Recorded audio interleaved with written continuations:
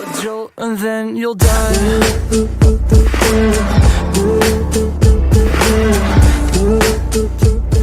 अस्सलाम वालेकुम, मैं हूं बिलाल नुमानी। आपका स्वागत है हमारे चैनल फिजिक्स फीवर में। आज हम लेकर आए हैं आपके लिए बोर्ड का एकदम निचोड़ पॉइंट। हम बिल्कुल एनसीईआरटी करेंगे, एनसीईआरटी से कुछ भी बाहर नहीं। जिन बच्चे की तैयारी नहीं है वो बिल्कुल स्ट्रिक्ट रहें अपने एनसीईआरटी पर, क्योंकि एनसीईआरटी बेस्ड ही क्वेश्चन पूछे जाने वाले हैं। सीबीएसई ने भी अपना पैटर्न चेंज किया है और एएमयू का पैटर्न एकदम फिक्स है। जो बिल्कुल एनसीईआरटी में है वही आपसे पूछेगा, बिल्कुल बस डेटा चेंज करेगा। सीबीएसई भी क्या करती है, 70 to 80% डेटा जो रहता है वो बिल्कुल मतलब एनसीईआरटी बेस्ड रहता है। उसमें भी सारे सवाल जो रहते हैं लगभग लगभग क्या रहते हैं, या तो एनसीईआरटी या एनसीईआरटी बेस्ड रहेगा। मतलब केवल डेटा चेंज करता है और हल्का फुल्का चेंज। जैसे पिछली बार तक सीबीएसई में क्या था कि आपके जो सेक्शन ए था 20 एमसीक्यूज, 16 मार्क्स के एमसीक्यू हो जाएंगे, 4 मार्क्स के आपके असर्शन रीजन। सेक्शन बी जो रहता था वो आपके शॉर्ट आंसर होते थे। सेक्शन सी जो होता था वो लॉन्ग आंसर होते थे। और उस लॉन्ग आंसर को सीबीएसई ने क्या कर दिया है, चेंज कर दिया है। अब वो जो जितनी भी चीजें आ रही है वो सब के सब कॉम्पिटेंसी बेस्ड क्वेश्चन आ रहे हैं, कॉम्पिटेंसी बेस्ड, डेटा बेस्ड, और आपका जो पहले से आता था वो, ये सारी चीजें अब चेंज कर दी गई है। अब आपको डेटा वाली वैल्यूज या याद करने वाली या फिर जो भी कैलकुलेशंस वाली चीजें हैं वो अब सीबीएसई धीरे धीरे करके क्या हो रही है, हटा रही है, ताकि आप कंसेप्ट की क्लैरिटी पर ध्यान दें कि जो भी पढ़े आप कंसेप्ट के साथ पढ़े, ताकि उसका आप एप्लीकेशन उस सवाल में लगा सकें। चलिए हम स्टार्ट करते हैं अपना एनसीईआरटी निचोड़ का।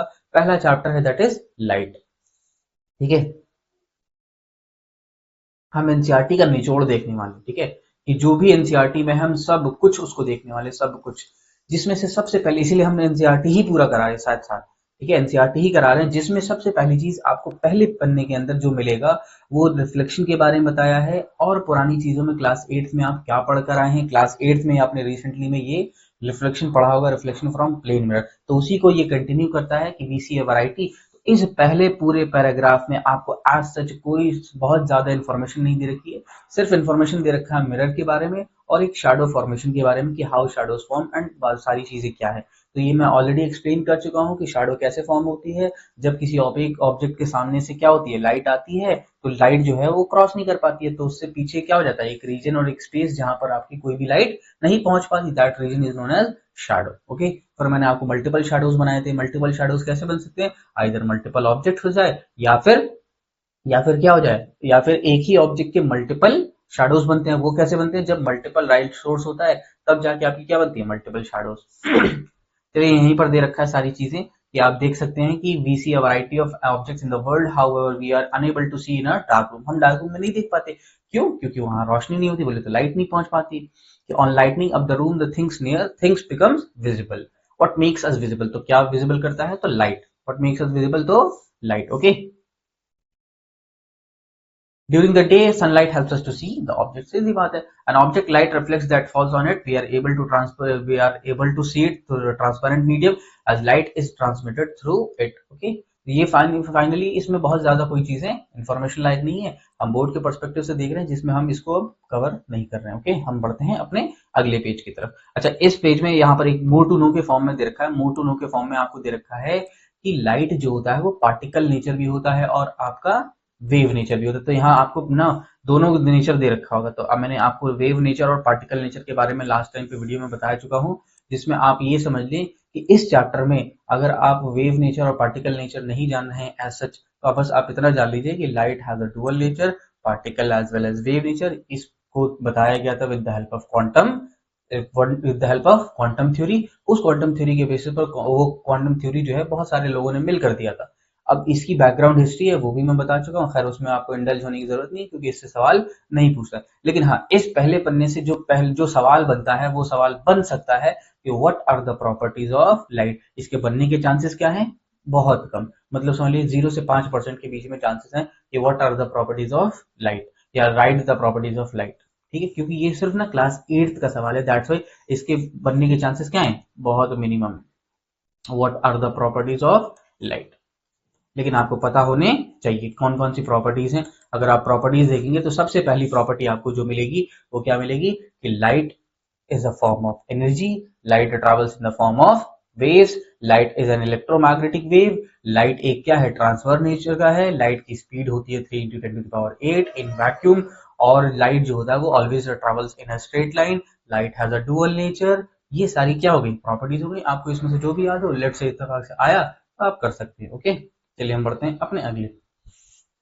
फिर देखो इन दिस चैप्टर, देखो अब ये सब क्या था, अभी पुरानी चीजें थी, अब नया आया है that in this chapter we shall study the phenomena of reflection and refraction. अच्छा, रिफ्लेक्शन फ्रॉम प्लेन मिरर हम पढ़ चुके हैं क्लास 8th में। यहाँ जो हम पढ़ने वाले हैं, यहाँ हम पढ़ने वाले हैं स्फेरिकल मिरर। यहाँ कौन सा पढ़ने वाले हैं, स्फेरिकल मिरर। यहाँ पर प्लेन मिरर का हम नहीं पढ़ेंगे, यहाँ पढ़ेंगे हम स्फेरिकल मिरर का। The basic concept of these basic concept will help us study of the optical phenomena nature. We shall try to understand the chapter reflection of light by spherical mirror and refraction of light and their real life situations. ये सारी चीजें हम पढ़ने वाले हैं इसके अंदर। तो मैं आपको बता दूं हम क्या क्या पढ़ने वाले हैं। हम यहाँ पढ़ने वाले हैं reflection from spherical mirror, refraction and reflection from lens, power of lens, chapter खत्म बस। तो जिसमें से आया है रिफ्लेक्शन ऑफ लाइट। अगर हम रिफ्लेक्शन ऑफ लाइट की बात करें तो अगेन हम यहाँ प्लेन मिरर की बात नहीं करेंगे, तो हम डायरेक्टली बात करते हैं स्फेरिकल मिरर की। स्फेरिकल मिरर हमारे पास सीधी बात है दो तरीके की होती है। स्फेरिकल मिरर कितने, दो तरीके की, एक होता है हमारे पास कॉनकेव और एक होता है हमारे पास कॉन्वेक्स। जब बहुत कंसेप्ट वाइज पढ़ाया जाता है, डिटेल वाइज पढ़ाया जाता है, तब एक एक चीजें डिफाइन की जाती हैं कि जैसे कॉनकेव मिरर क्या है, कॉन्वेक्स मिरर क्या है, दोनों को डिफाइन करिए आइए। लेकिन हम यहाँ डिफाइन नहीं कर, क्योंकि हम एक ही चीज को कई तरीके से डिफाइन कर सकते हैं। यहाँ पर हम जो डिफाइन कर सकते हैं ऑन द बेसिस ऑफ ये होता है polished surface, on the basis of polished surface. या फिर हम कैसे कह सकते हैं कि वो मिरर जो कॉनकेव मिरर कौन सा था, वो मिरर जिसमें पॉलिशिंग सरफेस क्या हो, आउटवर्ड की तरफ हो, उसको हम बोलते हैं कॉनकेव मिरर। वो मिरर जहां पर पॉलिशिंग सरफेस कहाँ हो, इनवर्ड की तरफ हो, उसको हम क्या बोलते हैं, कॉन्वेक्स मिरर। या फिर on the basis of reflection देख सकते हैं, वो पॉइंट या फिर वो मिरर जहां पर रिफ्लेक्शन जो होता है वो इनवर्ड होता है, उसको हम बोलते हैं आपका कॉनकेव मिरर। वो मिरर जहां पर रिफ्लेक्शन जो होगा वो आउटवर्ड की तरफ होगा, उसको हम बोलेंगे कॉन्वेक्स मिरर। खैर इसमें आपको जानने की जरूरत नहीं है। इसमें जो पहला सवाल जो आपके एग्जाम में आ चुका है कई मर्तबा, that is what is principal axis. What is principal axis. अच्छा, सिर्फ यही नहीं पूछा, आपसे पूछा है ये भी, नहीं प्रिंसिपल एक्सिस नहीं, what is principal focus. What is principal focus, what is principal focus, ये पूछा है। व्हाट इज फोकस और प्रिंसिपल फोकस। फिर इसमें पूछा है कि what is the difference between concave focus and convex focus. क्या फोकस मतलब दोनों के फोकस में क्या डिफरेंस है। तो प्रिंसिपल फोकस क्या है पहले ये समझते हैं। प्रिंसिपल फोकस ये एग्जाम में कई मर्तबा पूछा जा चुका है। प्रिंसिपल फोकस वो फोकस होता है कि व्हेन अ लाइट, आप देखो यहाँ से डेफिनेशन आप खुद बना सकते हो, बस आप चीजें अंडरस्टैंड कर जाओ तब। अगर आप चीजें एक बार अंडरस्टैंड कर गए तो अपने आप डेफिनेशन आप खुद बना सकते हो। इसमें आप ये देखो कि ये आपका पोल हो गया, ये आपका फोकस हो गया और ये आपका सेंटर ऑफ कर्वेचर हो गया। ये आपका कौन सा हिस्से का है, कॉनकेव मिरर का, ठीक है। ये कौन से हिस्से का है, कॉनकेव मिरर। तो कॉनकेव मिरर में क्या होगा, if a light coming parallel to the principal axis, if a light coming parallel to the principal axis, वो लाइट जो प्रिंसिपल एक्सिस के पैरेलल होगी, after reflection from the mirror it will pass through a particular point, that particular point is known as focus. इतनी सी बात समझ आ रही है। ये तो कॉनकेव का है। कॉन्वेक्स का देखो, कॉन्वेक्स का ऐसा होगा, ये रहा फोकस इधर की तरफ और ये रहा सेंटर ऑफ कर्वेचर इधर। If a light coming parallel to the principal axis, ये लाइन क्या है, parallel to the principal axis. If a line coming parallel to the principal axis after reflection from the mirror, after reflection from the mirror, क्या आपको लग रहा है ये focus से जाएगा ना, it will appear to be coming from focus. It will what, it will appear to be coming from focus. अगर ऐसी चीजें मिल रही हैं तब उस पर्टिकुलर पॉइंट को क्या बोला जाएगा, प्रिंसिपल फोकस। उसको क्या बोला जाएगा, प्रिंसिपल फोकस। अब सोचो प्रिंसिपल फोकस, यही सेम डेफिनेशन आपको मिलेगा कॉन्वेक्स लेंस में भी और कॉनकेव, चाहे लेंस हो या चाहे मिरर हो, दोनों में आपसे प्रिंसिपल फोकस पूछ सकता है। तो आप ऐसे स्पेसिफाई नहीं कर सकते, आप ऐसे स्पेसिफाई नहीं कर सकते कि किसमें आपसे प्रिंसिपल फोकस पूछा है। तो बस आपको बस केवल इतना ही जानना है, चाहे लेंस का पूछे फोकस या फिर मिरर का पूछे फोकस। तो सिंपल से डेफिनेशन कि व्हेन अ लाइट रे coming parallel to the principal axis after reflection from the mirror, it will pass through a particular point or it will appear to pass, or it will appears to be coming from focus, that it will appears to be coming from a particular point, that particular point is known as principal focus। इतनी सी बात समझ आ रही है। अब definition और difference क्या है कि उसमें किसी में एक जो होता है, जैसे आपका ये जो है ना, ये वाला कॉनकेव, इसमें जो फोकस होता है वो उस फोकस को हम बोलते हैं रियल फोकस। क्या बोलते हैं? रियल फोकस, क्योंकि यहाँ रेज जो है एक्चुअली में इंटरसेक्ट कर रही होती है, that's why this focus is known as real focus. And इसके अंदर जो फोकस होता है इसको बोलते हैं हम लोग वर्चुअल फोकस। इसको हम क्या बोलते हैं? Virtual focus. ओके, चलिए बढ़ते हैं आगे। तो यही उसके बारे में बताया है। फिर आपको ना वही लॉज ऑफ रिफ्लेक्शन बताया। लॉज ऑफ रिफ्लेक्शन सिंपल, इससे सवाल नहीं पूछेगा कि क्या है, एंगल ऑफ इंसिडेंस बराबर एंगल ऑफ रिफ्लेक्शन। और दूसरा लॉ क्या है कि incident ray normal and refraction reflected ray all lie in the same plane. तो इससे ऐसा कोई सवाल नहीं पूछने वाला है। हम बढ़ते हैं आगे। ओके, नेक्स्ट है हमारे पास स्फेरिकल मिरर। वही बताया जो अभी बता चुके हैं हम। स्फेरिकल मिरर में ये भी हम देख चुके हैं। ओके, आइए कुछ चीजें हम देख लेते हैं, और जैसे कि हमारे पास होनी चाहिए कोई बेसिक इन्फॉर्मेशन हमारे पास होनी चाहिए कि ये आपका क्या है, मिरर, ये आपका मिरर, ये आपका पोल, ये आपका फोकस, और ये आपका सेंटर ऑफ कर्वेचर। तो इसमें जो ये वाली दूरी होती है, ये वाली दूरी, इसको हम लोग बोलते हैं रेडियस। इसको हम लोग क्या बोलते हैं? इसको हम लोग बोलते हैं फोकल लेंथ। क्या बोलते हैं हम लोग? Focal length. और ये जो ये वाली दूरी है, ये वाली दूरी, इसको हम लोग बोलते हैं रेडियस ऑफ कर्वेचर। तो क्या बोलते हैं? रेडियस ऑफ कर्वेचर, या डायरेक्टली आप रेडियस बोल सकते हो। फोकल लेंथ और रेडियस के बीच में क्या रिलेशन है? तो F is equals to R by 2 का relation. F is equals to R by 2 का रिलेशन। इस रिलेशन को भी याद रखिएगा। ये वाली जो लाइन होती है, इस लाइन को हम लोग बोलते हैं प्रिंसिपल एक्सिस। कौन सी लाइन? इस वाली लाइन को हम लोग क्या बोलते हैं? Principal axis. इस वाली लाइन को बोलते हैं प्रिंसिपल एक्सिस। इस वाले हिस्से को बोलते हैं हम लोग पोल। इस वाले हिस्से को बोलते हैं फोकस, और इस वाले हिस्से को बोलते हैं centre of curvature. Centre of curvature. तो ये मार्किंग है, ये मार्किंग भी आपको याद होनी चाहिए, और ये पॉलिशिंग है। क्लियर है ना? चलो एक और चीज इसी के अंदर, अगर आप देखो कि जो भी हम डिस्टेंसेस मेजर करते हैं, इसके अंदर जो भी हम डिस्टेंसेस मेजर करते हैं, all the distances are measured from pole. लिख लो, all the distances are measured from pole. All the distances are measured from pole. हम सारे के सारे डिस्टेंसेस कहां से मेजर करते हैं? पोल से मेजर करते हैं। आई बस पोल से हम, यानी कि पोल से अगर कोई भी चीज राइट एक्सिस में राइट में होगी वो क्या हो जाएगी? प्लस हो जाएगी, और कोई भी चीज लेफ्ट में होगी पोल के तो वो हो जाएगी माइनस में। ओके, चलिए बढ़ते हैं फिर आगे। आगे हमारे पास मिलेगा, देखो यहाँ पर इसी पेज पर आपसे डेफिनेशन पूछी गई है कि प्रिंसिपल फोकस क्या है, या वो बेसिकली आपके सारी चीजें पूछी गई हैं। आप नोट करो यहाँ पर, देखो कि यहाँ देखो, यहाँ ये रहा प्रिंसिपल फोकस। देखा, principal focus is represent by a letter F. ये है कि नहीं? तो देखो क्या बोला गया है यहाँ पर, इस वाले डायग्राम में देखो, इस वाले डायग्राम में देखो, ये आपका क्या है? Principal axis. इस प्रिंसिपल एक्सिस की क्या है? लाइट पैरेलल ली गई है। After reflection from the mirror it will pass through a particular point, that particular point is known as focus. ऐसे ही कई सारी ली। अब ऐसे ही कॉन्वेक्स का भी दिखाया गया। तो ये वाला क्या है? Virtual focus. ये वाला क्या है? Virtual focus. और ये वाला क्या है? Real focus. ये वाला क्या है? Real focus. क्लियर? तो यहाँ देख सकते हैं कि आप सारी चीजें इसको पढ़िएगा कि द फर्स्ट क्या नाम है, इसमें आपको दे रखा है कि यहाँ एक और चीज इंपॉर्टेंट इंपॉर्टेंट नहीं है, बस हाँ थोड़ी सी चीजें हैं। देखो यहाँ पर imagine a straight line is passing through a pole and a centre of curvature is called spherical. क्या नाम है? Pole and the centre of curvature is called spherical.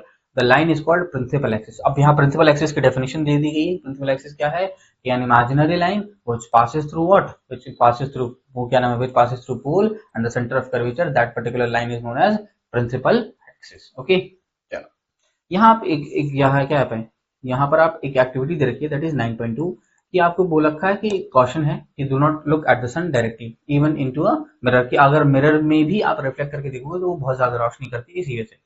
अब सुनो कैसे, क्या है बोला है कि hold a concave mirror in your hand and direct its reflecting surface towards the sun. ये सबने किया होगा कि एक शीशा ले लिया गया और रिफ्लेक्ट करके हम किसी की आंखों पर डाल लें। ठीक है, सबने किया होगा। Move the sheet of a paper for gradually until you find the paper bright sharp and spotlight. आपने मैग्नीफाइंग लेंस से देखा ना, मैग्नीफाइंग लेंस से आपने जूते को जलाया है ना, ये वही चीज बात बोल रही है कि hold the mirror and paper in the same direction for a few minutes. What do we observe? आप क्या, व्हाट डू यू ऑब्जर्व? आपको क्या ऑब्जर्व होगा? तो वो पेपर क्या हो जाएगा? बर्न हो जाएगा। तो वही यहाँ पर बोला है, the paper at first Burns producing smoke. पहले तो क्या नाम है, स्मोक प्रोड्यूस करेगा, फिर बाद में वो इवेंचुअली इट कैचेस फायर। तो व्हाई डज इट बर्न? तो आप गौर से देखो कि जो लाइट आ रही है सन से, वो रिफ्लेक्टिंग मिरर के, ये जो आपका कॉन्केव मिरर है वो क्या कर दे रहा है? जो सन की रेज है उनको कंसंट्रेट कर दे रहा है। क्या कर दे रहा है? कंसंट्रेट कर दे रहा है किसी एक पर्टिकुलर पॉइंट पर, जिसकी वजह से वो नॉर्मल पेपर क्या हो जा रहा है? बर्न हो जा रहा है। तो that's why concave mirror is also known as converging mirror. क्या है?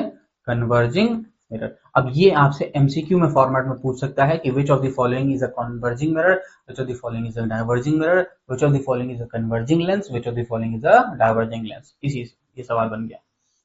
ठीक है, तो यहाँ पर आप देख सकते हैं this point is focus of concave mirror, the heat produced due the sunlight ignites the paper, the distance of, वो सारी चीजें आपको दे रखी हैं सच। क्लियर है ना? फिर यहाँ देखो प्रिंसिपल फोकस के बारे में बताया थोड़ा सा, इसके बारे में बताया। प्रिंसिपल फोकस में ये रहा spherical mirror, principal focus. Principal focus already मैं डेफिनेशन दे चुका हूँ। यहाँ से हमें एक चीज और सीखने को मिलती है कि आप गौर से देखो कि जो नॉर्मल पेपर है वो सनलाइट कितनी दूर है, पेपर कहाँ है, उसके बावजूद भी नॉर्मली क्या है, नॉर्मली ना देखो सनलाइट के सामने पेपर ऑलरेडी, पेपर सारी बहुत सारी चीजें हैं, तो क्या वहां आपकी सनलाइट नहीं पड़ रही है? पड़ रही है, लेकिन फिर पेपर क्यों नहीं जल रहा है? उस पेपर ना जलने में क्योंकि उस जो सनलाइट है उसकी जो लाइट है वो चारों तरफ क्या है? डिस्ट्रीब्यूटेड है। बट उसी लाइट को आप एक पर्टिकुलर पॉइंट पर कंसंट्रेट कर दो तो वो पेपर क्या हो जा रहा है? जल रहा है। क्यों? क्योंकि उस लाइट जो डिस्ट्रीब्यूटेड था अब वो एकदम कंसंट्रेट हो गया। ऐसे ही आप अपने किसी भी काम को करें, उसमें आप इधर उधर ध्यान देने के बजाय आप सिर्फ किसी एक पर्टिकुलर पॉइंट पर कंसंट्रेट करेंगे तो आप लिटरली बता रहा हूँ फोड़ देंगे उस चीज में, तो फोड़ ही देंगे आप। ऐसी कोई चीज नहीं है कि अगर आप किसी पर्टिकुलर चीज पर ध्यान दें और वो चीज आपसे ना हो, ऐसा हो ही नहीं सकता। आई बात नहीं? तो इसी वजह से आपका अभी करेंटली में बोर्ड्स है तो आप बिल्कुल अपने बोर्ड्स पर कंसंट्रेट कीजिए, अपना इंस्टाग्राम, व्हाट्सएप, स्नैपचैट, आपका ये सारी चीजें क्या कर दीजिए, धीरे धीरे करके कम कर दीजिए। जितना आप कम करेंगे उतना आपका जो फोकस है वो एकदम बनता जाएगा। जैसे ये पेपर को जला पाया वैसे ही आप बोर्ड को फोड़ देंगे अच्छे से। ठीक है, बोर्ड के बाद आपके पास 11th एंट्रेंस है तो दोनों में आपको फोकस करना है, तो बिल्कुल आप ना एकदम कंसंट्रेट हो जाइए बिल्कुल इस कॉन्केव मिरर की तरह। चलिए बढ़ते हैं आगे। इसमें आपको दे रखा है image formation by spherical mirror. यहाँ पर ये काम की चीजें, अब गौर से देखो यहाँ पर हमें मिलेगा कॉन्केव मिरर। हमारे पास कॉन्केव मिरर में टोटल 6 केसेस हैं। टोटल कितने केसेस हैं? 6 केसेस हैं। और नेक्स्ट है हमारे पास कॉन्वेक्स मिरर। कॉन्वेक्स मिरर में कितने केसेस हैं? 2 केसेस हैं। कॉन्वेक्स मिरर में 2 केसेस, तो ये टोटल 8 केसेस हैं। ये टोटल कितने हैं? 8 केसेस है। लेकिन आपसे डायरेक्टली नहीं पूछेगा कि बताइए जब ऑब्जेक्ट जो है फोकस पर रखा जाए तो इमेज कहाँ बनेगी, ऐसा कोई सवाल नहीं पूछता है। जब ऑब्जेक्ट सेंटर ऑफ कर्वेचर पर है तो ऐसा कोई सवाल नहीं पूछता है। लेकिन आठों के आठों केस इंपॉर्टेंट है क्योंकि आपसे रे डायग्राम बनवा देता है। आपसे रे डायग्राम बनवा देता है तो आठों केस आपको एकदम याद होने चाहिए, समहाउ एनी हाउ आपको याद होने चाहिए। इसमें कोई भी वो नहीं चलेगा कि नहीं नहीं याद नहीं पड़ा, कौन सा कर लें, कौन सा इंपॉर्टेंट है। भाई इस वक्त तो सब कुछ इंपॉर्टेंट है। इस वक्त तो आप ये समझ लीजिए कि सब कुछ इंपॉर्टेंट है। ये आठों के केस आपको याद रहेंगे तब जाके आपको क्या होगा। इसीलिए मैं बता रहा हूँ कि सीबीएसई ने क्या कर दिया, अब न्यूमेरिकल्स को कम करके कॉम्पिटेंसी बेस्ड बढ़ा दिया। कॉम्पिटेंसी बेस्ड बढ़ाया ही इसी वजह से ताकि आप चीजों को क्या करें, मतलब या तो आइदर मेमोराइज करें या फिर उसको कंसेप्ट वाइज करें। ठीक है, कंसेप्ट वाइज करें। जैसे आप ये देखो इसमें आपके पास फिक्स है, जैसे ये रहा फोकस, ये रहा centre of curvature.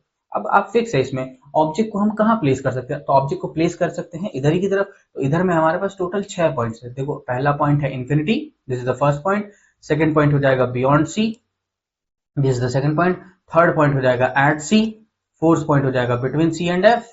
And fifth point हो जाएगा एट एफ। और सिक्स पॉइंट हो जाएगा बिटवीन एफ एंड पी। ये 6 पॉइंट हो गए। अरे बोलो, अब इन्हीं 6 पॉइंट्स के करेस्पॉन्डिंग में हमारी क्या बननी है, इमेज बननी है। इन्हीं 6 पॉइंट्स के करेस्पॉन्डिंग में हमारी इमेज बननी है। तो देखो इमेज कहाँ बनेगी, मैं दिखा रहा हूँ आपको। ओके, इन्हीं 6 पॉइंट्स के हमारे करस्पॉन्डिंग क्या बनी, इमेज बनी है। तो जब आपका पहला कहाँ है, जब आपका इन्फिनिटी पर है तो इमेज कहाँ बनती है, फोकस पर बनती है। इमेज कहाँ बनती है, फोकस पर। यानी कि इस केस में आपका फर्स्ट हो जाएगा। देखो अगर इसको ऑब्जेक्ट कंसीडर किया जाए, ऊपर वाले को ऑब्जेक्ट, नीचे वाले को इमेज, तो पहला क्या है, पहला फोकस पर बनेगा। दूसरा कहाँ है, बियॉन्ड सी, तो दूसरा आपका हो जाएगा बिटवीन सी एंड एफ। ठीक, तीसरा कहाँ है, एट सी, तो आपका तीसरा भी क्या हो जाएगा, एट सी। चौथा आपका कहाँ है, बिटवीन सी एंड एफ, तो वो कहाँ हो जाएगा, beyond C and F. This is the third one and this is the fourth one. पांचवा कहाँ है, फोकस, तो वो चला जाएगा इन्फिनिटी पर। पांचवा कहाँ चला जाएगा, इन्फिनिटी पर। छठा कहाँ है, बिटवीन एफ एंड टी, तो वो चला जाएगा बिहाइंड द मिरर। तो ये आपको एज इट इज याद हो जाने चाहिए। ओके, तो ये आपके 6 केस याद होने चाहिए कि, और इसमें जो मेनली आपसे सवाल पूछता है, कहता है कि find the nature of image. अभी हम सवाल करेंगे खूब सारे तो आपको पता लग जाएगा। इसमें मेनली सवाल आपसे पूछता है कि find the nature of image, find the nature of image और where the image is located. तो आपको कहाँ मिल जाएगा, तो नेचर ऑफ द इमेज क्या हो जाएगा कि जब इन्फिनिटी पर होगा तो एट एफ बनेगा, तो कैसा होगा, रियल होगा, इन्वर्टेड होगा और पॉइंट साइज और हाईली डिमिनिश्ड। जब बियॉन्ड सी होगा तो उस वक्त कहाँ बनेगा, बिटवीन सी एंड एफ, तो रियल मतलब रियल बनेगा, इन्वर्टेड बनेगा और डिमिनिश्ड बनेगा, रियल इन्वर्टेड और डिमिनिश्ड। कल ही मैं एक सवाल देख रहा था, एमसीक्यू फॉर्मेट में था कि which of the following, in which of the following case, in which of the following case of concave mirror real क्या नाम है diminished image is formed। कुछ नहीं बोला, रियल और वर्चुअल कुछ नहीं बोला है, बस आपसे बोला है कि कॉन्केव मिरर के किस वाले केस में आपका डिमिनिश्ड इमेज बनता है। तो डिमिनिश्ड इमेज में 4 ऑप्शन दे रखा था, तो डिमिनिश्ड इमेज आपको देखना पड़ेगा जब इन्फिनिटी पर होगा तब आपका फोकस पर डिमिनिश्ड बनेगा, और जब बियॉन्ड सी होगा तब डिमिनिश्ड बनेगा। बाकी एट सी पर जाएगा तो वो भी सेम साइज हो जाएगा, और बिटवीन सी एंड एफ हो जाएगा तो वो एनलार्ज हो जाएगा, और एट एफ हो जाएगा तो हाईली एनलार्ज, और बिटवीन एफ एंड पी हो जाएगा तो वो वर्चुअल एंड इरेक्ट हो जाएगा और वो भी एनलार्ज हो जाएगा। यानी कि सिर्फ 2 ही केस हैं जिसमें आपके डिमिनिश्ड इमेज बनती है, that is first case is infinity and the second case is beyond C. तो उसका आंसर क्या था, बियॉन्ड सी था। ओके, तो इसमें ये चीज है। पढ़ते हैं आगे। तो ये आपको सारे केसेस दे रखे हैं कि जब आपका इन्फिनिटी केस होगा, जब आपका इन्फिनिटी का केस होगा तो इमेज कहाँ बनेगी, फोकस पर, हाईली डिमिनिश्ड, पॉइंट साइज। ये कैसी होगी, रियल एंड इन्वर्टेड। तो आप देखो कि 5 केस में क्या है, रियल एंड इन्वर्टेड। सिर्फ एक केस जहां पर ऑब्जेक्ट कहाँ है, बिटवीन फोकस एंड पोल, उस केस में आपका वर्चुअल एंड इरेक्ट है। ओके, चलो ये सारी चीजें आपको याद हो जानी चाहिए, टेबल पूरी एज इट इज याद होनी चाहिए। मेन है, उसके बाद नेक्स्ट है इसका स्फेरिकल मिरर। भाई ये आपका ना, ये अब रे डायग्राम से दिखाया गया है कि आप कैसे रे डायग्राम से उनकी इमेजेस बनाओगे। ठीक है, तो ये रे डायग्राम है, आपके सारे के सारे रे डायग्राम है। मैं रे डायग्राम की ऑलरेडी वीडियो बना चुका हूँ। तो अब मुझे ये पहले ना ये आपका रूल सिखाया गया, तो मैंने आपको रूल्स की भी वीडियो बना चुका हूँ। ये रूल्स है, ओके, ये सारे क्या हैं, रूल्स हैं, ये सारे रूल्स हैं। फिर आया है image formation bye concave mirror. अब ये भी मैं करा चुका हूँ, image formation bye concave mirror भी और कॉन्वेक्स मिरर भी। आप एक बार जाके उन वीडियो को देखिएगा, आपको मिल जाएगा। ओके, मैं डिस्क्रिप्शन में उसकी लिंक डाल दूंगा, आप उसको देखिएगा। ठीक है, तो ये आपके 6 केसेस हो गए, first case, second case, third case, fourth case, fifth and sixth case. तो आप देख सकते हैं कि जब ऑब्जेक्ट कहाँ है, इन्फिनिटी पर है, तो इमेज कहाँ बन रही है, फोकस पर बन रही है। कहाँ बन रही है, फोकस पर। जब बियॉन्ड सी है तो कहाँ बन रही है, बिटवीन सी एंड एफ बन रही है। जब एट सी है तो इमेज कहाँ बन रही है, eight C.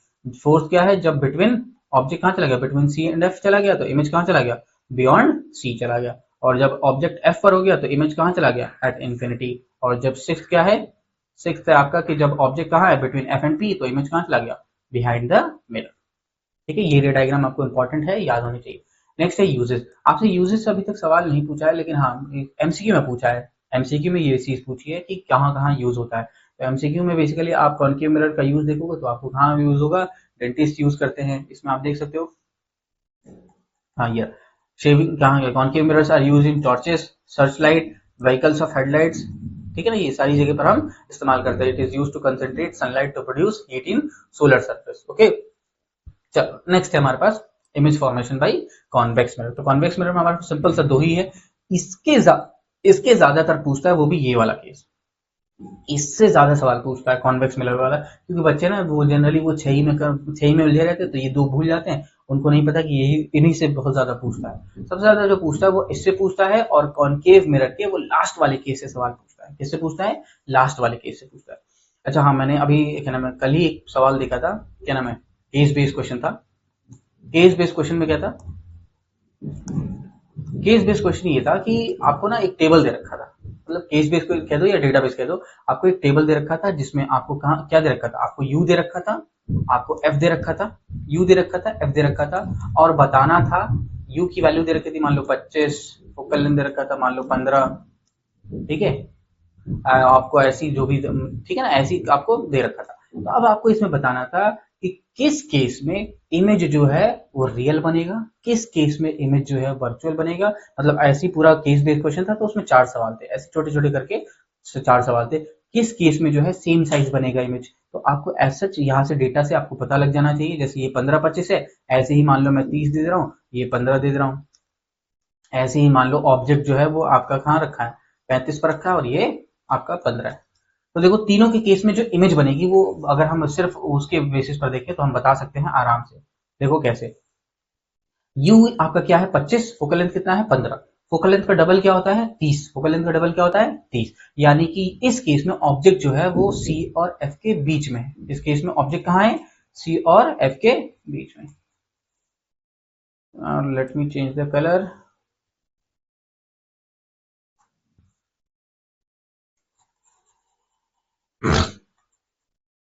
Let me change the color.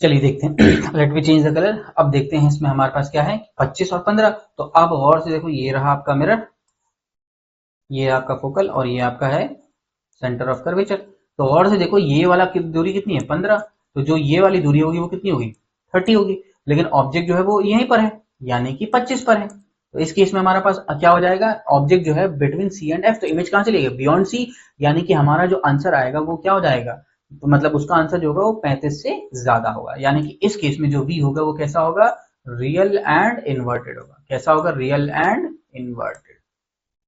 Clear है।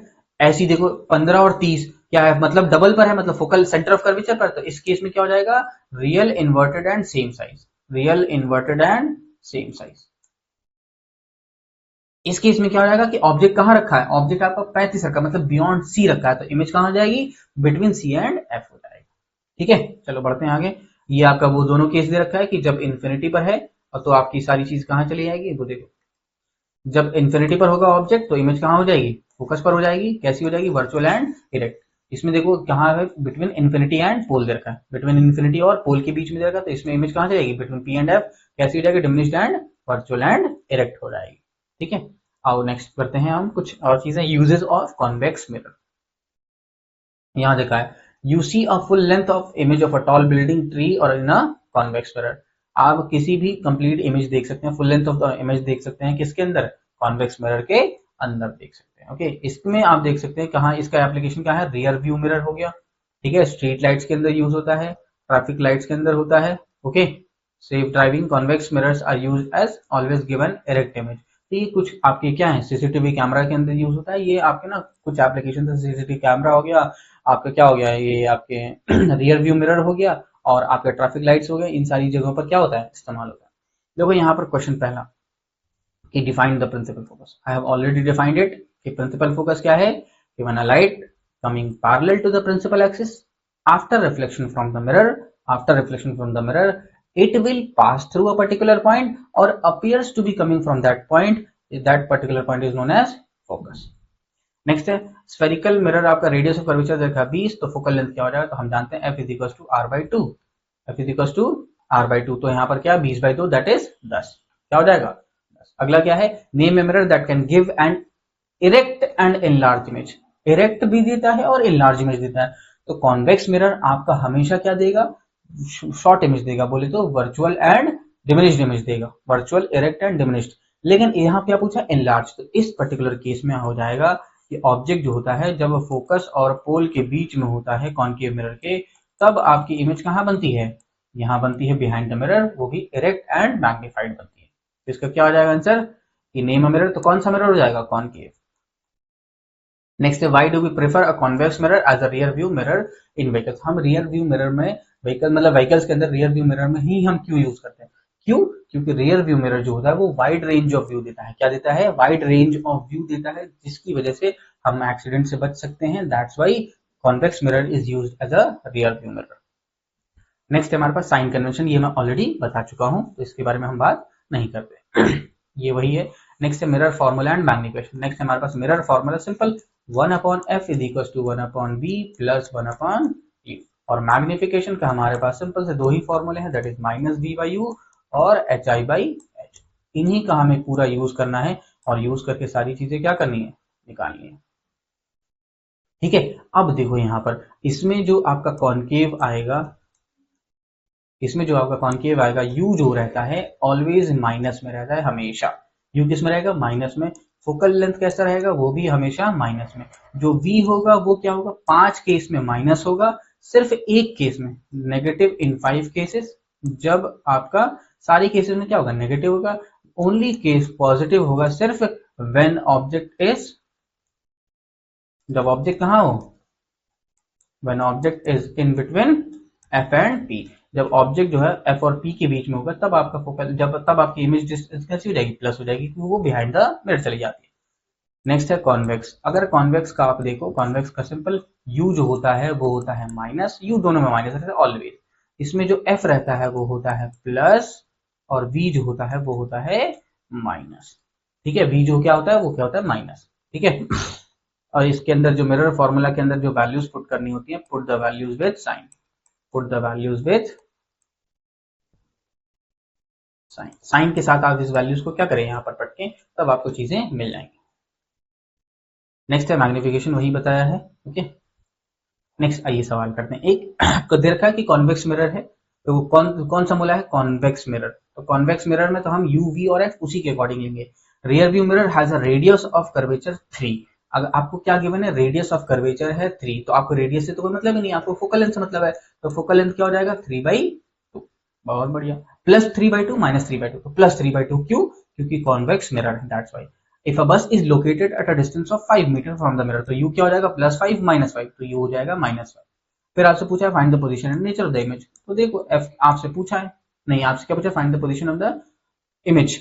इमेज आपसे पूछा है, यानी कि आपसे v पूछा है, क्या पूछा है, v पूछा है। ठीक है, तो v क्वेश्चन मार्क डाल दो। सबसे पहले तो आप नॉर्मली दिमाग में सॉल्व करो कि इसका आंसर क्या आएगा, इसका आंसर क्या आएगा। तो इसका आंसर आप समझो कि ये कॉन्वेक्स मिरर है, ये क्या है, ये कॉन्वेक्स मिरर है, ये कॉन्वेक्स मिरर है, और ऑब्जेक्ट जो है वो इंफिनिटी और पोल के बीच में है। तो इसकी इमेज जो डिस्टेंस जाएगी वो फोकल लेंथ से कम रहेगी, फोकल लेंथ से क्या रहेगी, कम रहेगी। और फोकल लेंथ कितनी है, 3/2, बोले तो 1.5। तो इसका आंसर जो है 1.5 से कम आएगा। इसका आंसर क्या आएगा, 1.5 से कम आएगा। आपको केवल इस फॉर्मूले में वैल्यूज पटकनी है और सॉल्व करना है, बस इतना ही करना है आपको। नेक्स्ट देखो, एक ऑब्जेक्ट डिस्टेंस दे रखा है 4 सेंटीमीटर। नेक्स्ट क्या दे रखा है, ऑब्जेक्ट डिस्टेंस आपको 4 सेंटीमीटर दे रखा है, ये रहा। साइज दे रखा है एंड प्लेस्ड एट 25 सेंटीमीटर, आपको u दे रखा है -25। कौन सा मिरर है, कॉनकेव है, और ऑब्जेक्ट का साइज गिवन है, यानी कि ho गिवन है, दैट इज 4 सेंटीमीटर।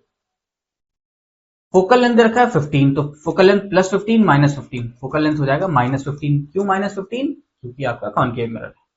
आपसे पूछा है कि एट व्हाट डिस्टेंस, अब कहाँ स्क्रीन प्लेस किया जाए कि हम एक शार्प इमेज बनाएंगे, मतलब आपसे v पूछा है, v पूछा है। अच्छा, nature and the size of the mirror, nature and size of the image पूछा है, मतलब जो v आएगा उसी का नेचर में बताना है। तो हम तो बिना v कैलकुलेट किए भी नेचर बता सकते हैं, वो कैसे, वो देखो। ये आपका फोकल लेंथ और ये आपका centre of curvature. Focal length कितना है, 15, यानी कि यहां से यहां तक कितना, 15। ऑब्जेक्ट कहाँ है, 25, यानी कि यहां से यहां तक क्या हो जाएगा, 30। तो यानी कि ऑब्जेक्ट जो है वो कहीं यहाँ रखा है, बिटवीन सी एंड एफ रखा है, बिटवीन सी एंड एफ रखा है, यानी कि इसकी इमेज कहाँ चली जाएगी, बियॉन्ड सी चलेगी, इसकी इमेज कहाँ चली जाएगी, बियॉन्ड सी हो जाएगी। तो अब बताओ कैसा होगा, रियल इन्वर्टेड, और कैसी होगी, मैग्नीफाइड। खत्म, बन गया, क्या बन गया, नेचर ऑफ द इमेज बन गया। आप v कैलकुलेट कर लो, इस फॉर्मूले में वैल्यूज पटक के सॉल्व कर लो। फॉर्मूला क्या है, 1/f इज 1/v + 1/u। इसमें आप निकाल के वैल्यूज पटक दो, अपने आप आपको आंसर मिल जाएगा। अगला देखो, कि find the focal length of a convex mirror. Find the focal length of a convex mirror whose centre of curvature is 32। आपको मतलब आपको r दे रखा है 32, आपको फोकल लेंथ पूछा है, f पूछा है, खत्म, 16 आ जाएगा, 32/2, यानी कि r/2 कर दो तो आंसर मिल जाएगा। नेक्स्ट है, concave mirror produces 3 times magnified enlarge image. देखो अब यहाँ ये सवाल इंपॉर्टेंट है, आपको दे रखा है मैग्निफिकेशन, दे रखा है मैग्निफिकेशन 3 दे रखा है। अब समझो +3 -3, +3 या -3, क्या बोला है, concave mirror produces 3 times magnified enlarge real image. यहाँ रियल बोला है, इसी वजह से हम क्या लेंगे, -3। यही सवाल होता कि a concave mirror produces 3 times magnified virtual image, तो वो हो जाता +3। आपको m मिल गया -3। आपको क्या बोला है, आपको बोला है कि u दे रखा है, दैट इज -10। u क्या दे रखा है, -10 सेंटीमीटर। आपसे पूछा है v पूछा है, ठीक है, आपसे क्या पूछा है, v। तो यानी कि v और u दे रखा है और m दे रखा है, तो m इज इक्वल टू क्या हो जाएगा, -v/u। m कितना है, -3 -v, और u कितना है, -10। वैल्यूज पटको तो ये हो जाएगा -v इज इक्वल टू 30, तो v is equal to what, -30। खत्म, आ गया आंसर। आई बात नहीं? चलिए हम इसको यहीं एंड करते हैं, मिलते हैं हम अपने जब हम अभी हम अगला टॉपिक होगा हमारा रिफ्रैक्शन, तो हम रिफ्रैक्शन में कंटिन्यू करते हैं इंशाल्लाह। आज की क्लास हम यही एंड करते हैं, ठीक है। सी यू टिल देन, अपना ख्याल रखें, इसके बेस पर सवाल करें। हम जब क्या ना रिफ्रैक्शन कंप्लीट करेंगे, रिफ्रैक्शन, लेंस और वो सारी चीजें कवर करेंगे, फिर हम आपके ना एक्सरसाइज के सारे सवाल कराएंगे, प्लस सीबीएसई के कुछ 5 सालों के सवाल कराएंगे। ओके, टिल देन अपना ख्याल रखिए, अल्लाह हाफिज।